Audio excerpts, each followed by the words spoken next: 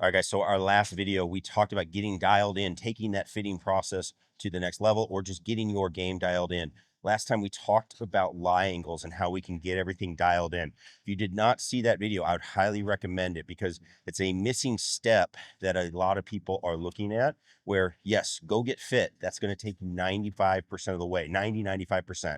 But if you're looking to go a little bit further and get things dialed in, that's what we're trying to do here. Now, in this video, we're going to talk about loft and getting your yardages dialed in. Now, the first thing that you need to be able to do is get your yardages. So if you do not know how to do that, I'm going to link down below. I have a yardage card that I let people use. It is 100% free. Get the card, you work through your shots, and you get your yardages. If you have a launch monitor, you can do this right on the launch monitor. But then from there, you need to understand what is going on with those yardages. And this is what tour players are doing.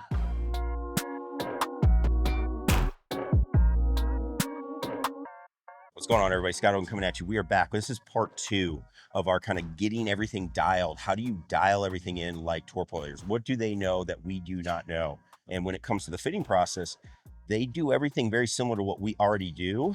They just take it a little bit further and get everything really dialed. And this is what I would recommend for players, because I get a lot of players that come to me that say, oh, well, I hit my 8-iron this distance, or I hit my 7-iron this distance, but then like the 6-iron goes short, the 5-iron goes short. And I think there's this expectation that, you know, hey, I hit all my shots in a fitting with a 7-iron and I got everything dialed, but then all the other clubs should just magically match in. And that's just not what happens as we go through this. It's something that if you really want to get dialed, you do have to work through every club and see what each one of them is doing, especially nowadays, because clubs, they actually, some of the companies have different materials when you get to certain points in the set to help with some different ball flight characteristics that they are looking for. So I'm going to use my data that I did from the previous video. But again, if you have your data, go ahead and take a look at it. I have my yardage gapping from my video. So again, I hit 5 shots with every club. We were looking at lateral in the last video. Now we are going to look at some dispersion from a distance perspective. So when I look at my gappings, you'll see I hit my 9-iron 146. This is all carry, by the way. That's pretty normal for me, especially in the winter. 8-iron 155. Again, I like that. Typically, you're looking for 10-yard gaps in between clubs, maybe 15. Again, just depends on what you're looking for. But then we go to my 7-iron, and I go from 155, I go all the way up to 175 with my 7-iron. So that is a really big gap, obviously. So I don't like that, especially on kind of the shorter end of the bag. I don't want massive gaps. I'm okay with a little bit bigger gaps at the longer end because I'm not trying to be as precise, but I definitely want to close that up if I can. So the decision is, where do we go? What do I do with this? Well, I think I like hitting my 7-iron 175. I hit my 6-iron 188 is what this says. So that's a pretty good gap there.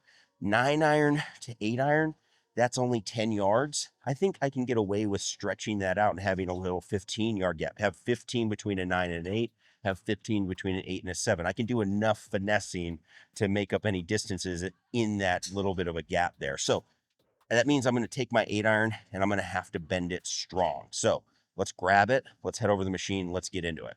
All right, so we have the 8-iron. Let's talk about it. So typically your club companies, they put 3 degrees of loft in between each club. The design idea is that that would be about 10 degrees difference in distance. Now, again, we already talked about it. That doesn't always happen. But if we do the math on that, 1 degree is going to be typically around 3 yards or so. Again, you're going to have to test it out for yourself, but that's what we're typically looking at. So if I'm 5 yards off, hitting at 155, let's say I want to get to 160 with my 8-iron. What I need to do is strengthen this club by a degree, maybe a degree and a half to get where I need to, almost to 2. So I'm going to measure what it is and then just go a degree and a half, 2 degrees stronger than that. That's the goal here. Now, why is it off? It could be off from the standard manufacturer. Doesn't matter why. It does happen with forged clubs. They just get bent throughout the year. They get worn, all that stuff, just the way it is. But we're going to go ahead. Let's get in the machine. Let's go.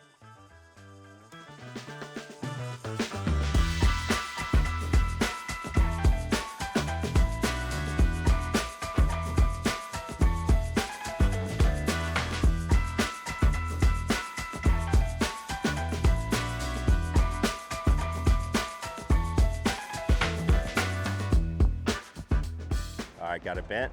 Time to test it out. Let's get to it.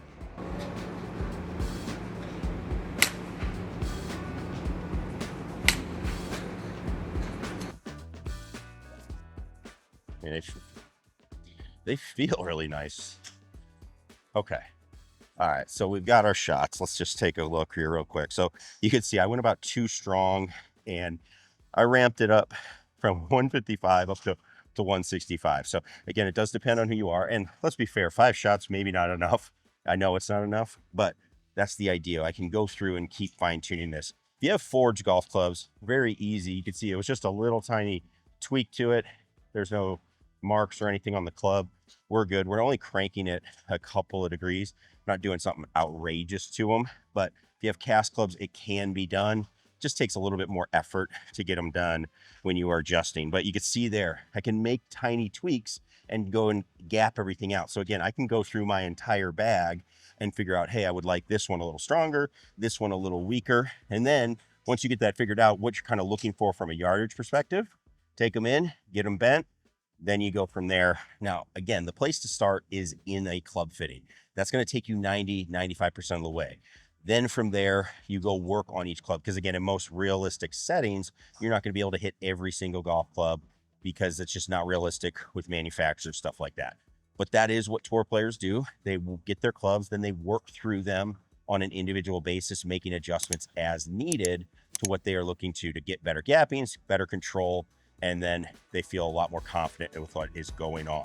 Now, if you were somebody that you feel like you need to work on your swing, hey, Scott, yes, you could take loft, add loft to a club, but I would like to work on my swing and control my loft. I need a better job of controlling my dynamic loft.